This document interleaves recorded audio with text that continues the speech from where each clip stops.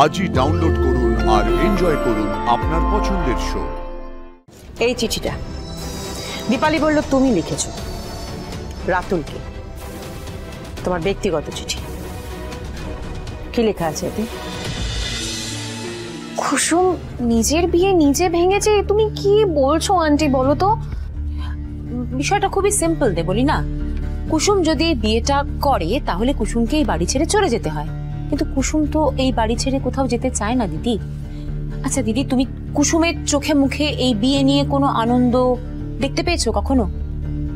আমার কিন্তু মনে হয় না যে কুসুম রাতুলকে বিয়ে করতে চেয়েছিল।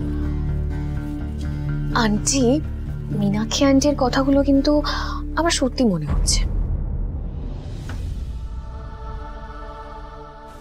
আমি জানি না এই সব কথাগুলো তোমরা কেন বলছো, কোনো প্রমাণ ছাড়া, ভিত্তি ছাড়া। কি মানে হয় এসব কথা বলার? প্রমাণ তো আছে আন্টি।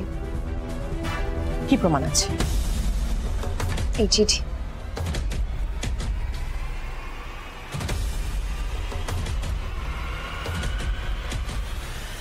কুসুম এই চিঠিটা তোমায় দিতে বলল, একটু পড়ে নিও।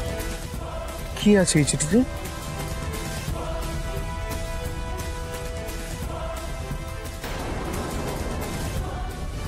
ম্যাডাম ওটা। আরে একদম চুপ, আজ তোমার বিয়ে।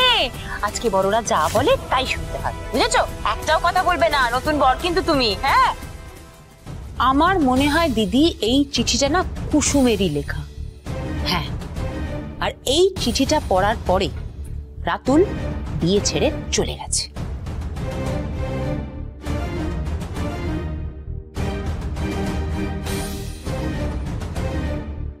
এইবার কুসুম বুঝবে কত ধানে কত চাল।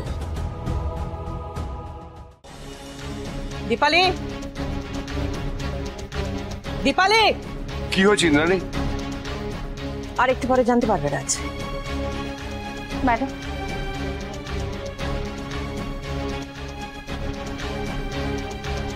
তুমি কি আমাকে কিছু বলতে চাও?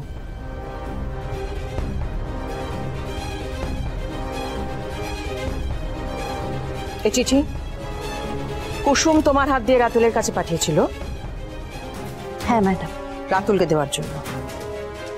কি লেখা ছিল এতে? আমি জানি না ম্যাডাম, ওদের দুজনের তো বিয়ে ঠিক হয়ে গিয়েছিল। আমি ভেবেছিলাম কোনো ব্যক্তিগত কথা লেখা থাকতে পারে, তাই পড়ি।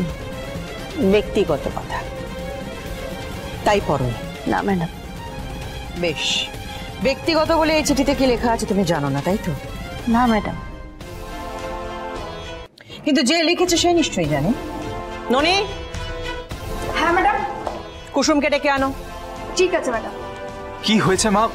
কুসুমকে হঠাৎ করে ডেকে পাঠালে, আর ওটা কিসের চিঠি? কিসের চিঠি? আর কি হয়েছে? এই তোদের বন্ধু কুসুম নিজেই তো নিজের বিয়েটা ভেঙেছে, রাতুলকে তাড়িয়েছে, তারপর এখন আমাদের সবার কাছ থেকে সহানুভূতি আদায় করছে। দেবীমা, আপনি ডেকেছিলেন?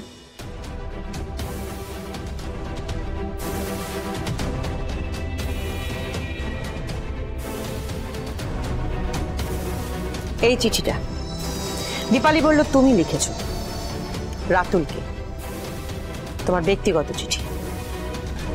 কি লেখা আছে এতে?